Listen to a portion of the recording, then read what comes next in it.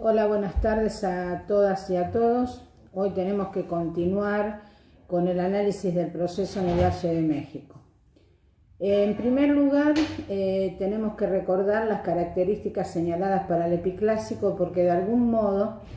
el posclásico temprano que hoy vamos a analizar es un periodo, una etapa, mejor dicho, o una fase dentro de la gran etapa del posclásico, donde las características que habíamos dado para el epiclásico se profundizan.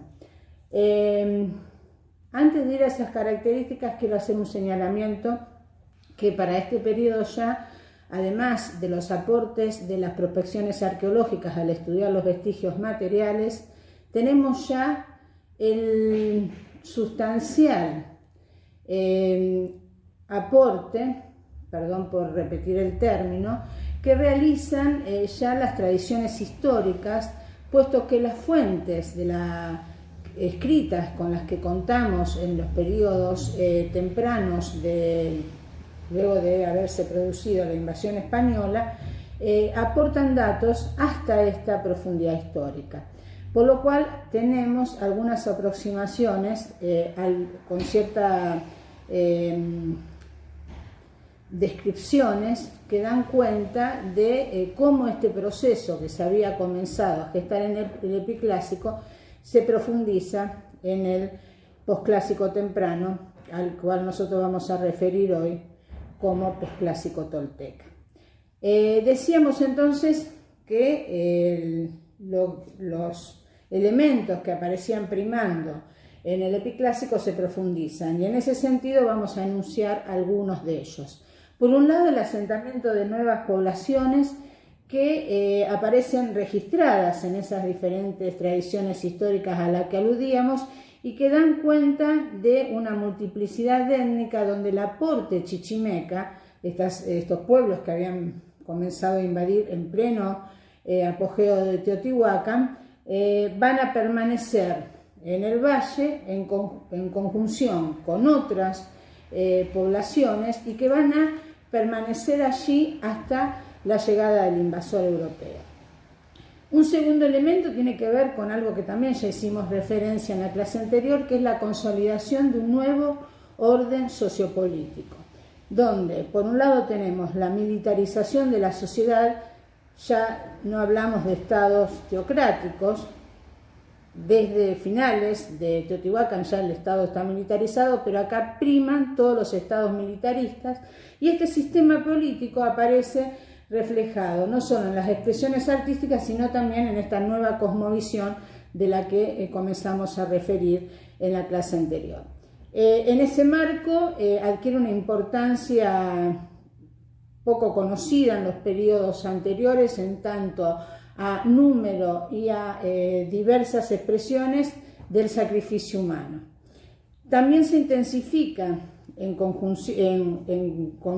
convivencia con este militarismo acentuado las conquistas de unas ciudades sobre otras, y en ese sentido también aquellas que son exitosas en las conquistas logran imponer una excesiva tasa tributaria a los pueblos, grupos étnicos o centros menores incorporados a su esfera política. Esto trae entonces nuevamente reflejado este predominio de una inestabilidad política que, en conjunción con la gran movilidad de los grupos, una movilidad podríamos decir acentuada a nivel demográfico, está dando cuenta de expansiones hegemónicas de diferentes centros según las regiones, pero nosotros vamos a trabajar esto en el Valle de México, y también la difusión de elementos culturales de distinta procedencia. Como un primer acuerdo casi ya consensuado desde la mitad del siglo XX es que se habló siempre de un posclásico temprano, desde el 900 después de Cristo hasta el 1200, y de un posclásico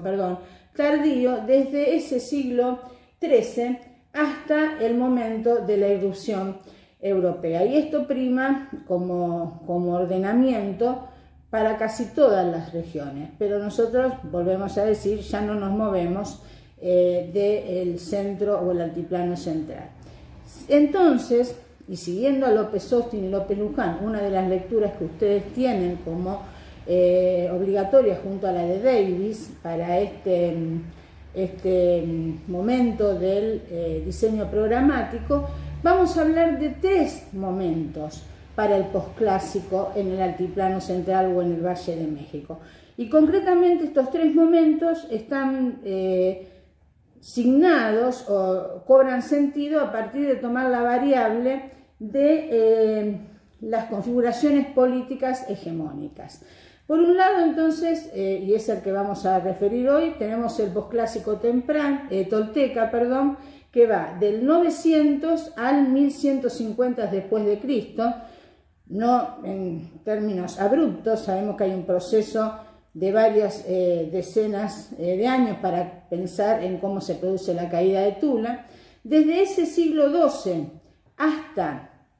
el advenimiento de la Escantla Toloyan, tenemos el periodo del posclásico chichimeca, que estaría asignado por la irrupción de las últimas grandes oleadas chichimecas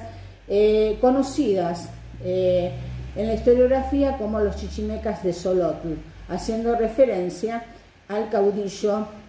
chichimeca por excelencia, un término también totalmente extrapolado del caudillo. O sea, es un líder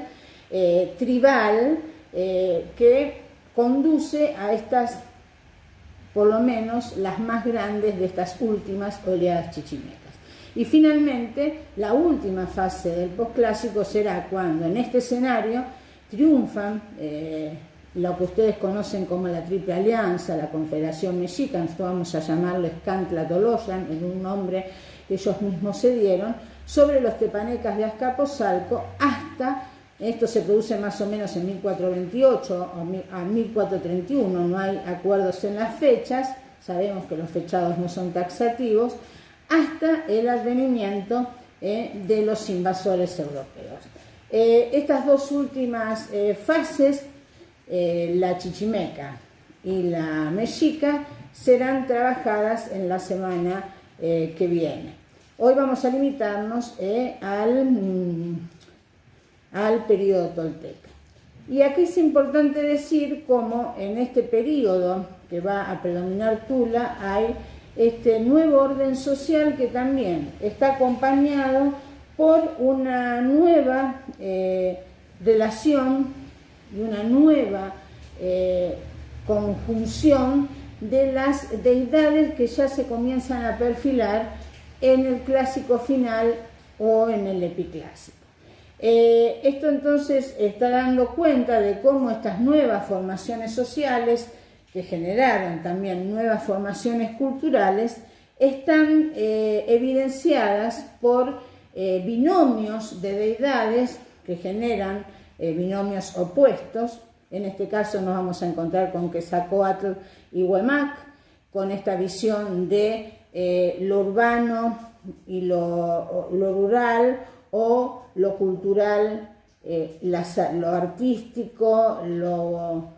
lo que para muchos está evidenciando esta noción de lo civilizado, con la aparición de lo guerrero y de lo invasor, ¿no? Pero por cierto, entonces, Tula va a aparecer en un escenario donde la población se reacomoda, crece, hay nuevos sistemas de explotación agrícola, básicamente ligado en el Valle de México a la implementación de sistemas hidráulicos complejos que buscan de algún modo acentuar el potencial productivo, alcanzar una agricultura intensiva muy marcada, y que también está dando cuenta de una relación de regiones o de zonas simbióticas que se encuentran e interactúan e intercambian elementos materiales y culturales a partir de la ruta de intercambio. Todo esto está acompañado de una gran elaboración mítico, ritual, pero que a la vez se enlaza con esta posibilidad de empezar a contar una historia propia, con esta figura de la deidad Quetzalcóatl, la serpiente emplumada, a la cual ya hemos hecho referencia, y esa noción de urbe celestial, de capital celestial, que es la idea de Latolian, ¿no? Para poder justificar este nuevo orden político. Al respecto, en un trabajo que ustedes leerán más adelante, pero que viene bien aquí señalar, Alfredo López Austin va a decir que el interés de las concepciones de los dioses, nosotros llamamos a los dioses deidades, aumenta en tanto se tomen en cuenta sus vinculaciones con distintos procesos sociales y políticos, de los que indiscutiblemente son parte sustancial y con los que entablan una relación dialéctica. Esto quiere decir que hablar de las deidades no es solamente un detalle erudito, es la búsqueda de entender cómo la aparición de determinadas deidades está dando cuenta de fusión y fisión a la vez de conglomerados sociopolíticos, ¿sí? En este sentido también hay que retomar un elemento clave que aparece hacia finales de Teotihuacán, que es esta noción del quinto sol, que es la era que se está viviendo y que de algún modo está otorgando un sentido sagrado al enfrentamiento bélico. Ahora vamos a seguir con las descripciones concretas del espacio tolteca.